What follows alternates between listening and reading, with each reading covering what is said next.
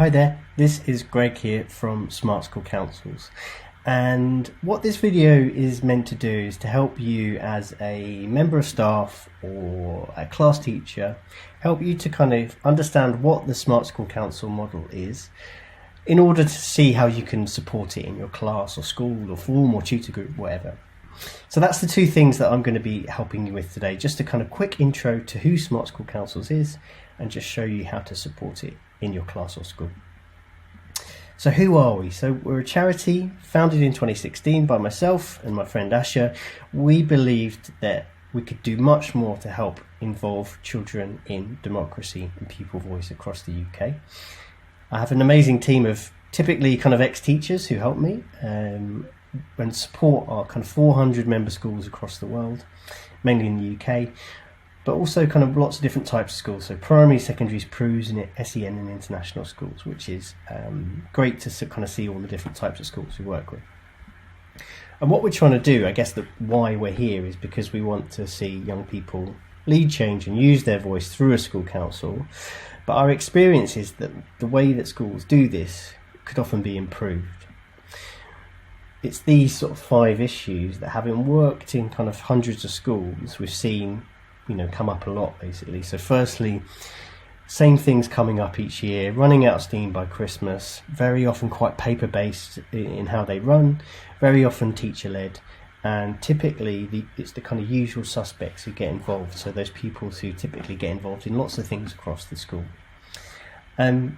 And we sort of thought, well, this is a bit of a problem, isn't it, if these things are happening in lots of different schools. But also when you consider that the research isn't particularly kind of positive about school councils either. So only 2 in 5 pupils thinks that their school council listens to them. That's not great, is it? Most kids don't feel listened to. And also there's a really worrying inequality aspect to it. So if you look at pupils with more than 200 books at home, only 62% of them vote in school council elections. But when it comes to pupils with fewer than 10 books at home, actually only 30% of them vote, so less than half. And I think that's really worrying. So what we wanted to do was to take an approach which typically involved a kind of small group of pupils in the school who maybe didn't get so much done, and maybe were drawn from kind of characteristics of pupils where they kind of already had a lot of confidence already, and change that to one that just involved every pupil in the school instead. And so really that's what we're trying to do with our Smart School Council. That's the kind of the big thing, the simple idea that we want to create a system that involves everyone, because every student in your school's voice is important. And so that's really what we're trying to do with our Smart School Council, change it from that small secret society kind of sometimes feeling group to one that just involves everybody. And how do we do that? So really it's through this thing called the Smart School Council that has these 3 different elements. Firstly, we have something called a communication team, which is like a leadership group who are going to be in charge of the model and run things to help the lead teacher, basically. That will be a group of kind of maybe 10 or 15 pupils who will be in charge of things like selecting the question for class meetings. And class meetings will be happening in every single class, form or tutor group across the school. Remember, because we're trying to get everybody's voice involved. And finally, there's action teams, which will be the groups who take things forward if there's a particular area or club or activity or campaign that pupils want to work on. But the main one for you as a member of the staff at the school to think about is class meetings. And so what are they? They're basically kind of really short pupil-led meetings supported by the class meeting tool, which I'll show you in a second. And each meeting focuses on just a single question. And that question will be decided by your comms team or your lead teacher. And essentially, the first thing to remember with class meetings is that you're going to get a link in your email from the lead teacher. You click on the link, that's the first thing to remember. Once you clicked on it, it will look a bit like this.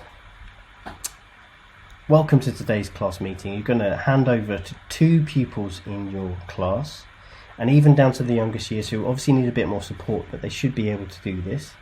So one of the pupils is going to say, welcome to today's class meeting. They're going to be the leader.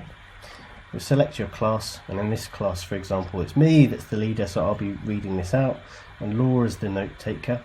Laura's going to be sitting at the teacher's desk, typing in the words. We're going to get into groups, and then just to give you an example, this is an example of a question that this school is discussing, which is about reducing the amount of plastic in our lunch boxes. The important thing here is that we have closed answer options. We're trying to keep it nice and simple for you. We have a timer, so it doesn't go on for 45 minutes, nice and snappy.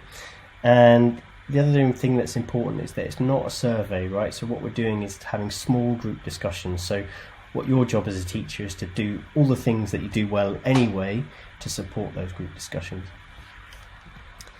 And so that's it. You click your link, you take part, and just to kind of reiterate, you don't need to remember any usernames or passwords. You don't need to log into a website. You don't need to do any prep at all. You don't need to print anything. Click on the link and hand over to 2 pupils.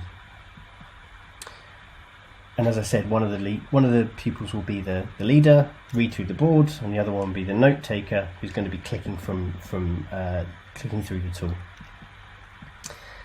And that's it. That's really how you support those class meetings. So the thing to remember is really just to run them. That's number one.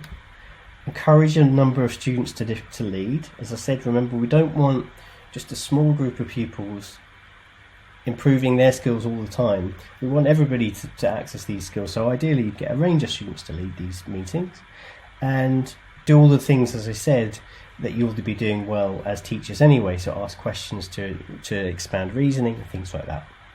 Sometimes you might get a kind of debate question, a bit like this one. So feel free to get involved.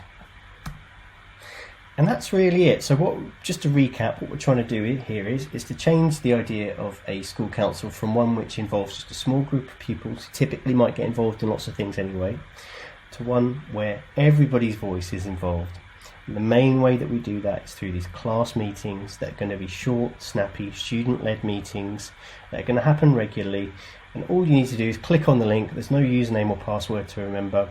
Make sure they happen in your class and support just in the way that you would support a session normally, but also try and take a bit of a step back because they should be about pupil voice.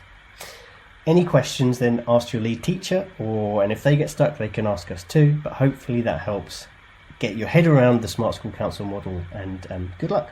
Bye-bye.